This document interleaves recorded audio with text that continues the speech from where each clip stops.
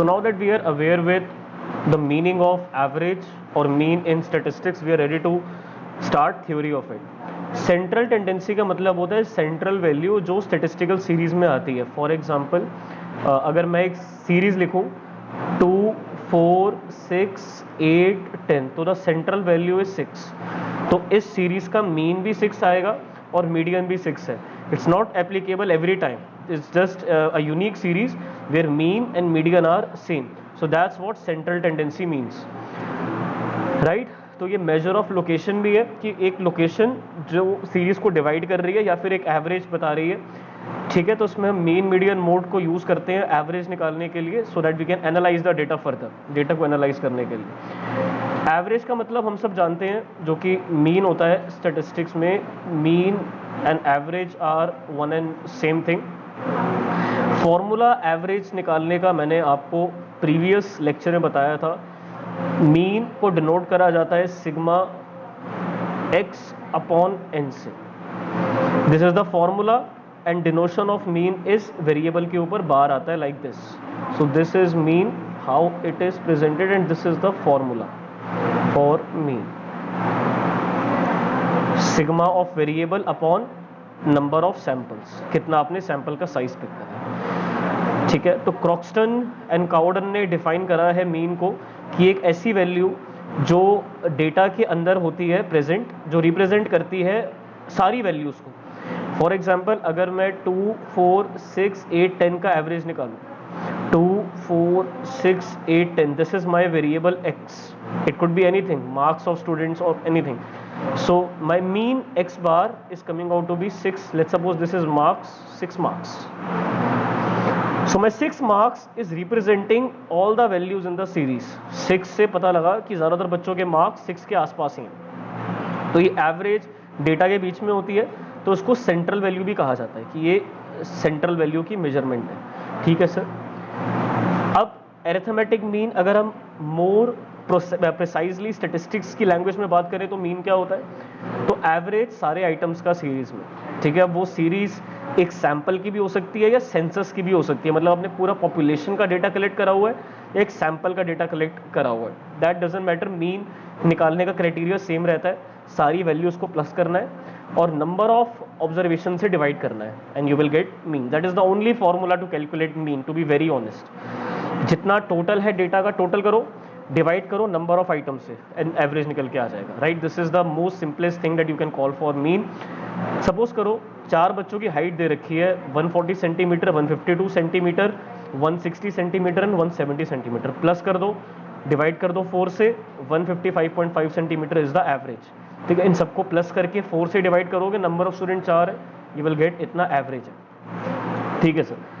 Formula हम लोगों को अच्छे से आता है, ठीक है. इसके ऊपर एक बार लगेगा यार, मैं इसके ऊपर एक बार लगा देता हूँ ताकि आगे बच्चों को कन्फ्यूजन नहीं होनी चाहिए. इसके ऊपर एक ऐसे बार लगेगा, ठीक है. This is how you denote mean.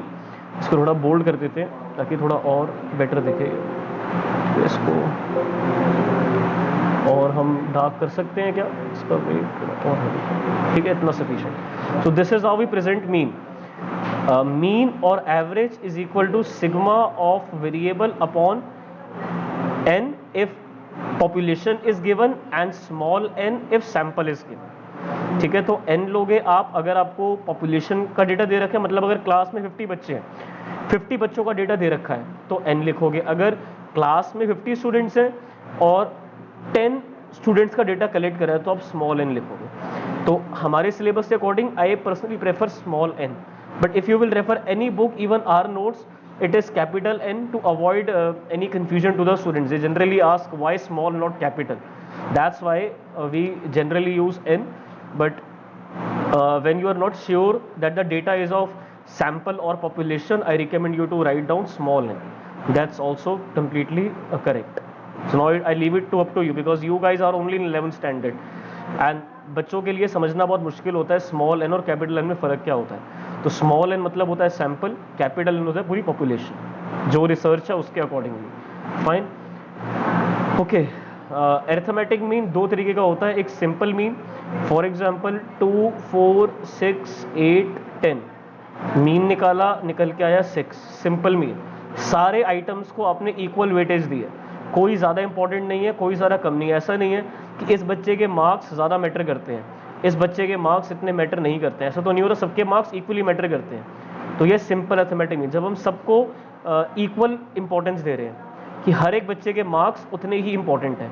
But अगर हम ये बोलते हैं कि 2, 4, 6, 8, 10 में से इस बच्चे के मार्क्स बहुत ज़्यादा इंपॉर्टेंट है, डबल इंपॉर्टेंट है, क्योंकि इस बच्चे की इंप्रूवमेंट हम देखना चाहते हैं, तो ये तो वेरिएबल हो गया और इनके वेट हमने दे दिए, इसका वेट 1 रख दिया, इसका भी वेट 1 रख दिया, इसका 1, इसका वेट हमने 2 कर दिया, इसकी इंपॉर्टेंस बहुत ज़्यादा है, और इसका भी 1।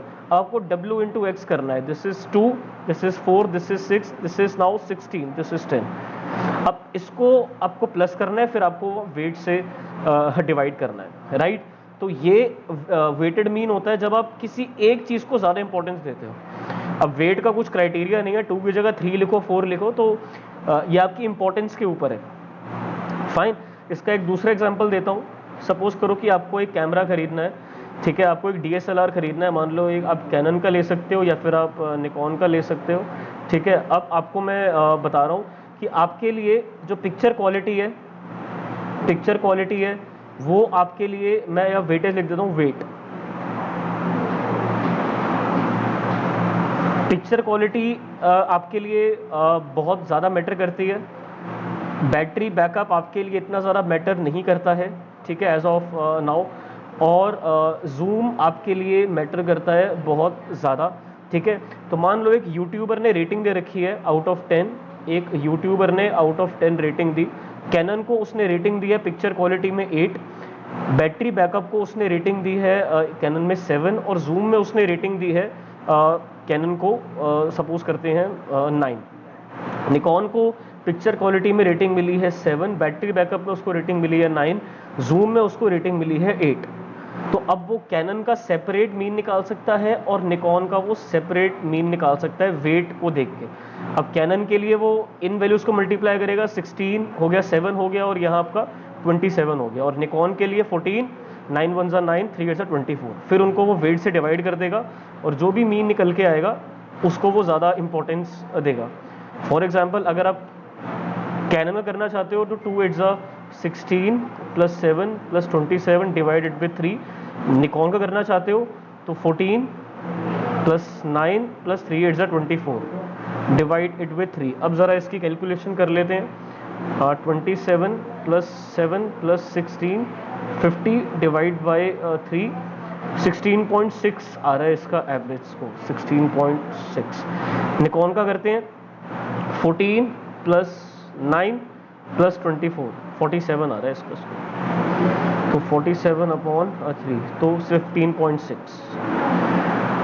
तो अब उसके लिए चॉइस करना आसान हो गया कि उसको कैनन खरीदना चाहिए, क्योंकि जो उसके वेट्स है उसके अकॉर्डिंगली तो उसको कैनन लेना चाहिए। अब अगर वो ये नहीं करता तो कैसे मीन निकालता, बस इनको एडअप कर देता और 3 से डिवाइड कर देता और टोटल स्कोर देख लेता।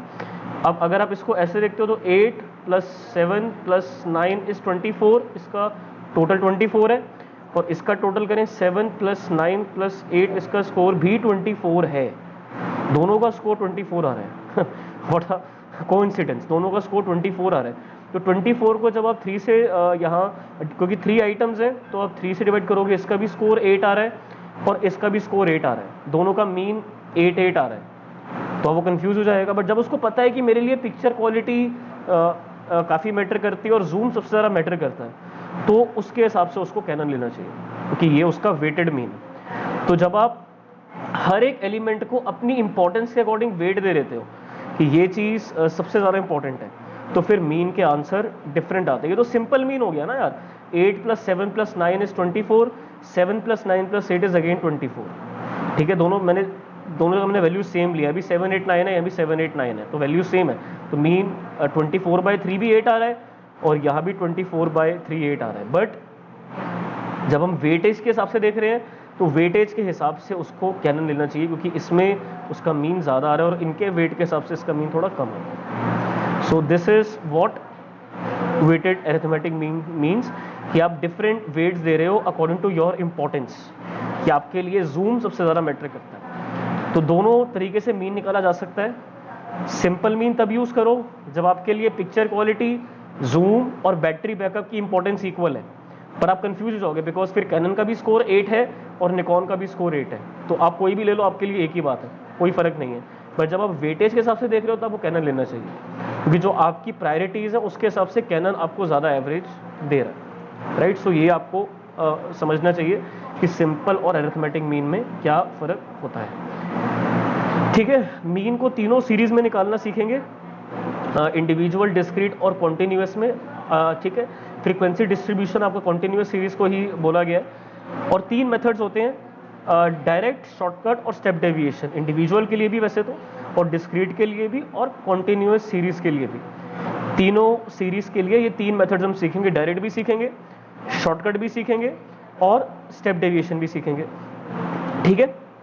तो पहले मैं आपको तीनों सीरीज का डायरेक्ट मेथड सिखाऊंगा, फिर मैं आपको तीनों सीरीज का शॉर्टकट मेथड सिखाऊंगा, फिर मैं आपको तीनों सीरीज का स्टेप डेविएशन मेथड सिखाऊंगा। तो अगले लेक्चर में हम सीखते हैं कि मीन अगर आपको एस्टिमेट करना है तो आप डायरेक्टली कैसे निकाल सकते हैं तीनों सीरीज में, इंडिविजुअल में, डिस्क्रीट में और कॉन्टिन्यूस सीरीज में। I will stop the recording for this introduction.